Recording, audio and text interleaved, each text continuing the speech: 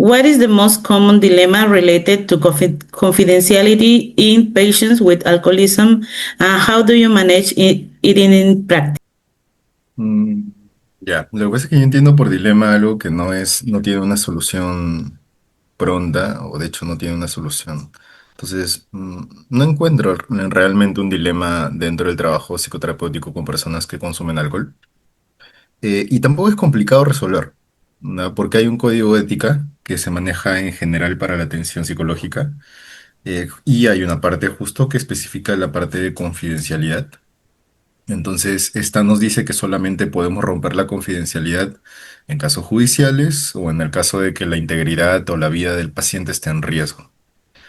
Ahora, si es que en el caso de alcoholismo, con cualquier otro tipo de intervención en dependencia a drogas, la intervención es multidisciplinaria, lo que quiere decir que lo va a abarcar no solamente el psicólogo, sino también seguramente el psiquiatra, el endocrinólogo, el nutriólogo y otras personal de salud.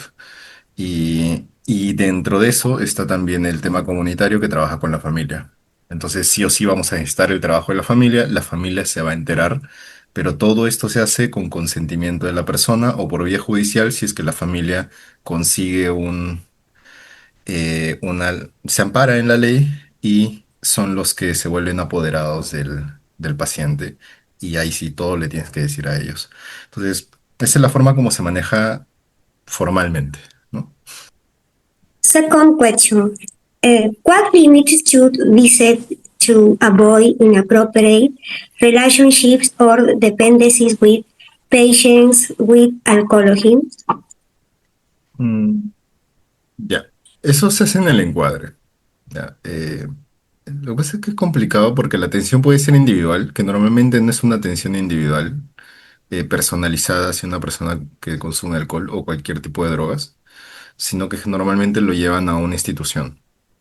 Entonces, hay un protocolo. Cada institución tiene un protocolo de atención, dependiendo del enfoque que manejen, pero en toda intervención siempre hay un primer encuadre en el cual se especifica qué tipo de sesiones se va a llevar, qué tipo de relación se tiene con el paciente y quién se va a encargar del paciente. No hay una forma de romper ese límite en realidad con los pacientes, salvo que se haya un muy mal manejo, como sí ha habido, sobre todo en algunos centros de cineguilla por allá. ¿Ya? Pero no hay, es bien raro que exista eso. Y cuando ya tienes experiencia se nota cuando la conexión que tienes es inadecuada con el paciente. De hecho, en muchos establecimientos, por eso, como deben haber visto en películas, hay una especie de compañero guía que es a quien llama la persona cuando siente alguna necesidad emocional o cuando tiene ganas de consumir, lo llama él, que es como su padrino, algo así. Esto se determina justamente por la por la teoría de Bandura, por ejemplo, que es la de imitar conductas de alguien que fue como tú. Entonces, es más bien con esa persona con la que suele tener mucha más intimidad que con el propio profesional, porque ve varios profesionales. Pero siempre desde el encuadre se le especifica, es quién se va a hacer cargo de ellos. Question 3. How should we proceed ethically when a person is in a situation of immediate risk to his or her life of death of older? Mm, Ya. Eh, Depende. Depende del protocolo de atención. Ya, en los establecimientos del Estado, en el sector público, el procedimiento es identificar a las personas que son cercanas a ellos, ¿no? Siempre hay dentro de su historia clínica hay personas a las cuales puedes llamar. Y lo otro es que lo derivas por emergencia, cuando está en riesgo. Y se le interna a la persona. Se le interna porque necesita estar observada. Dependiendo del centro particular, podría ser que lo mantenga internado o si está afuera, entonces se le indica a la familia todo lo que tiene que hacer. Y eso va a depender del riesgo. Los riesgos no son iguales. Una cosa es ideación suicida, cosa es conducta suicida. Y una de las cosas de repente que sí se puede valorar desde el ámbito psicoterapéutico es qué tipo de conducta o riesgo suicida puede ser, o riesgo de vida puede tener. es para ver si es que el riesgo está en base a una respuesta operante o de repente es una consecuencia para determinar qué tipo de estímulos vamos a quitar de en medio o por qué está pasando eso. Pero es la familia la que va a tener las indicaciones y si no tiene familia, entonces es todo lo que esté cercano que puede ser el internamiento mismo.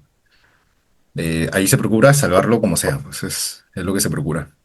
Considering the emotional burden of working with patients who relapse or discontinue treatment, how do you practice professional self-care to prevent emotional burnout and maintain ethical and quality care?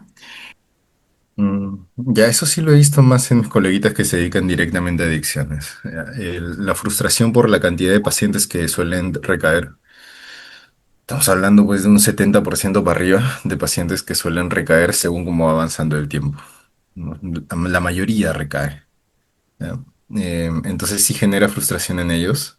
Lo manejan por experiencia, lo racionalizan, pues, ¿no? Y racionalizándolo entienden que es parte del porcentaje y que es así como pasa. En base a la carga emocional ya como tal, se maneja con terapia.